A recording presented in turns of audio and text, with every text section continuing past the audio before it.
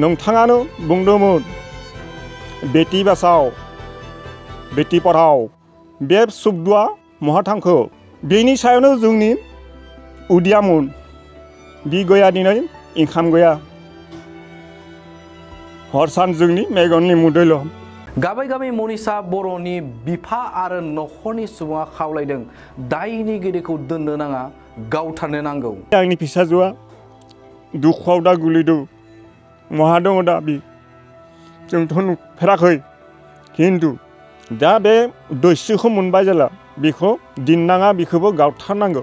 लामायावनो एनकाउन्टार खालामनांगौ बेफोरखौ एक्चुअलि जोंनि गासैबो बर'ल' नङा हारसाल' नङा गासैबो सापर्ट खालामनांगौ। तक फाঁচি निদি এই মাহৰ ভিতৰতে যেন গুলি কৰি পেলাই जोंनि फिसाखौ जेरै बुथारदों बेखौबो गावथारनो नांगौ। आसामनि गिबि मन्त्रि नोंथाङा बहा दं? एसेबां गिदिर जाथायाव नोंथाङा मानो सिरि? नोंथांमोनानो बुंदोंमोन बेटि बासाओ बेटि पढ़ाओ बे सोदोबा बहा थांखो? नोंथाङा बहा दं दा? सासे हिनजावसाया जुदि बहाबा थांनो आरो मावना जानो हायाब्ला बे सरकारखौ मानो नांगौ? हिमन्त बिश्व शर्माया दिनै बिनि फिननायखौ होनांगौ। मनीषा बर'नि बिनानावखौ सरकारा साख्रि थिसननांगौ। गाबै गाबै मनीषा बर'नि बिफानि खुथारै सरकारनिसिम सोंथि। नंगौ थांनाय 13 एप्रिल 2023 इं मायथाइयाव खास्रि बिस्रि मनीषा बर' बे मनीषा बर'खौ दुथां देबेसिस कर्टआ बुथारदोंमोन। सनितपुर थेलामारा ओनसोलनि बरगाव सापरि गामिनि मनीषा बर' बे मनीषा बर'खौ 13 एप्रिल 2023 इं मायथाइयाव खास्रि बिस्रि जिनाहारि खालामनानै देबासिस कर्ट मुंनि दुथाङा सिथारदोंमोन आरो बेखौ लानानै ओनसोल नाङैनो गोबां दोल संगठना बेखौ लानानै सोंखारिदों आरो बे सोंखारिनायनि गेजेरजों देबासिस कर्टखौ वेस्ट बेंगलाव हमनाय जादों आरो हमनानै पुलिस बिफाननो आसाम पुलिस बिफाननो गथायदों आरो बेखौ लानानै बे हमनाय जाथायखौ लानानैनो दिनै नखरनि सुबुं बे नखरनि सुबुङा गाबै गाबै आसामनि गिबि मन्त्रि हिमन्त बिश्व शर्मा बे हिमन्त बिश्व शर्माजों सोंथि खालामदों नोंथाङा बहा दङ नोंथाङा बेनि सायाव मा बिफाव लागोन होननानै सोंथि खालामदों। मनीषा बर'नि दायनिगिरिखौ गावथारनांगौ होननानै बिथाङा बुंदों नखरनि सुबुङा। बे समाव नोंथांमोननो मनीषा बर'नि नखरनि बिबै बिनानाव आरो बिनिनो बिफाया बे समाव जोंनि खौरांगिरिनि गेजेरजों मा दुखुनांथाव बाथ्रा मा दुखुनांथाव खौरां बे समाव बिथांमोना होदों बे समाव नोंथांमोननो बड'लेण्ड बुब्लिया लानानै फैदों। মই বহুত কষ্টৰে পঢ়াই শুনাই ডাঙৰ কৰি একে বছৰে মেট্ৰিক পাছ কৰিলে একে বছৰে হাই ছেকেণ্ডেৰী পাছ কৰিলে আৰু এবাৰ কিবা কৰোঁতেই সি চাকৰিও প্ৰথম পালে তথাপি 2 বছৰ নহওঁতে চাকৰি আৰু হ'বলৈ 2 বছৰ লাগিছিলে। এই ঘৰখন ইমান দৰিদ্ৰ তাৰ ওপৰতে নিৰ্ভৰ কৰি ধাৰ ঋণ কৰি মাটি বাৰী বেছি পঢ়াই শুনাই এতিয়া ঘৰখন আন্ধাকাৰ হ'ল। সেইটোৱে আমাৰ চৰকাৰৰ ফালৰ পৰা অলপো নিউজত পোৱাই নাই।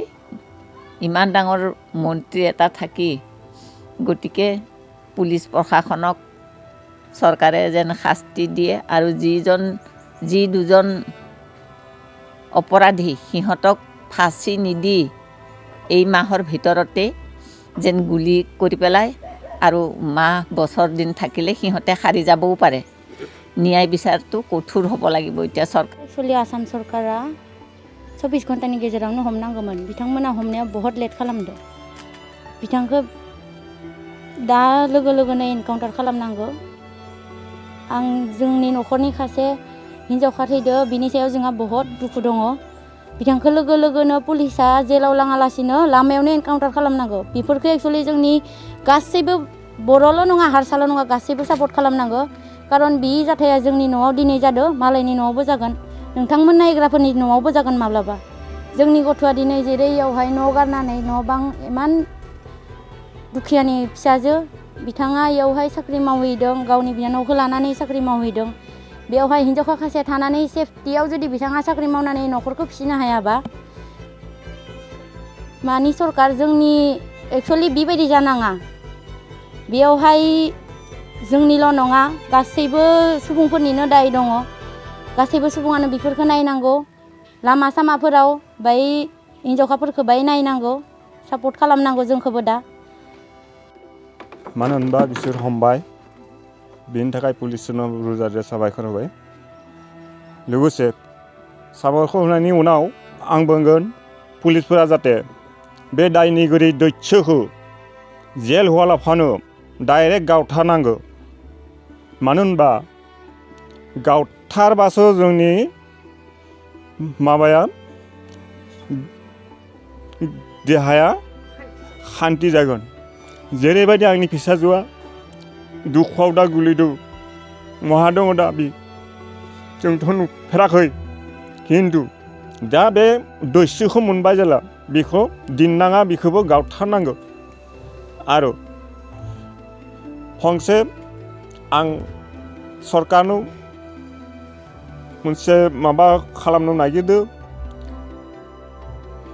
मानगोनां गाहाय मन्थ्रि डक्टर हिमन्त बिश्व शर्मा सारनो नोंथाङा बे एसेबां गिदिर जाथायखौ लानानै फंसेबो जोंनि निउस चेनेलफोराव नोंथांनि माबा मोनसेबो मोनाखै बेयाव जोंहा दुखु दङ नोंथाङानो बुंदोंमोन बेटि बाचाव बेटि पढ़ाव बे शब्दआ महा थांखो नोंथाङा माहा दङ दा